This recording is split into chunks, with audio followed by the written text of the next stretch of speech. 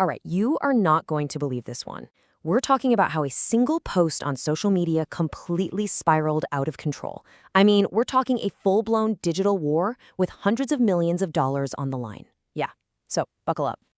And hey, while we're getting into all this chaos, do me a solid and just smash that like button. Seriously, it's the only button we actually want you to break today. But for real, how does this even happen? How do you go from a couple of controversial tweets to a professor getting suspended to politicians threatening to pull like $250 million in funding? It's insane. Let's break it all down. Okay, so it all kicks off with one professor. And let me tell you, his online posts were basically the spark that lit this massive countrywide digital fire. So let's get the timeline straight. September 10th, conservative activist Charlie Kirk is assassinated while giving a speech. Then, just a couple of days later, a professor over at Clemson starts posting about it, and those posts go viral. And when I say things got messy, I mean they got messy fast. So the professor at the dead center of this whole hurricane, his name is Melvin Earl Villiver Jr. He teaches audio tech and global Black studies. And according to reports, he went online and shared a bunch of posts that, well, seemed to make fun of Kirk's assassination. And you guessed it, the reaction was immediate, and it was intense. The Clemson College Republicans came out and called the posts egregious hate, and from there, the online backlash just started to snowball. So, as the internet is just exploding with outrage, you've got Clemson University suddenly stuck like right in the middle of this massive firestorm. And this is where you get that classic dilemma, right? On one side, you have the internet screaming, fire him now. But on the other, the university is like, whoa, hold on. We have rules and lawyers and this little thing called free speech. They were in a seriously tough spot. With all that pressure building, the university had to make a move. And their first play, they announced he was suspended. Now, their official statement was super careful. They said, okay, the suspension is immediate, but there's a full review underway, and whatever they do next is going to be within the bounds of the law. You can tell they're just trying to calm everyone down while also, not getting sued. But here's the thing. The storm was far from over. In fact, it was just getting started. This is the moment the whole thing goes from a campus drama to a full-blown political crisis. Yep. This is when state politicians decided to enter the chat.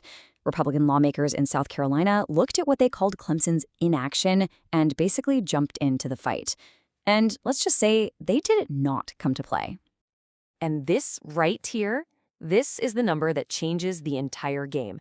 $219 million. That's how much public funding Clemson gets every year. And all of a sudden, that whole pile of cash was on the chopping block. I mean, listen to this direct quote from State Representative April Cromer. Shut it down. She wasn't talking about a budget cut. No, she was calling for the university's funding to be shut down, period. She accused them of pushing a left's agenda. And just like that, the stakes went from high to, well, astronomical. Okay, so while all that drama is unfolding with the university and the politicians, a whole other front in this war was opening up online. And this one was being led by Charlie Kirk's own followers. So this counterattack was being organized by a group that the source material gives the nickname Nazi Karens. Basically, these are followers of Kirk who are known for running these big pressure campaigns to try and get his critics fired. And their mission, it's ambitious, to say the least. Yeah, that's a direct quote from their own stuff. Their goal is to create the largest firing operation in history. We are way past a simple hashtag campaign here. This is an organized, massive digital attack. And how are they doing it? Well, they built a website, and it's got let's say, a very provocative name. It's basically the command center for their whole campaign, and they're using it to collect the names of anyone who criticizes Kirk. And get this, the scale is just huge. The site is already claiming they've got over 30,000 names. And the plan is to turn all of that into a searchable database for employers to use. Yeah. Wild. Okay, let's take a step back for a second. Let's zoom out. What is all of this? The posts, the suspension, the political threats, the online mobs. What does it all really mean? When you boil it all down, this whole story is basically a perfect storm of all the big conflicts we see today, right? You've got free speech clashing with the consequences of that speech. You have politics trying to muscle in on academia. And of course, you have that massive, messy fight over the line between cancel culture and just plain old accountability.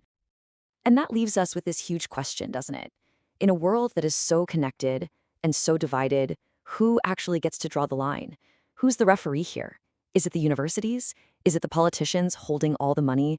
Or is it the internet with all of its chaotic and sometimes pretty brutal power?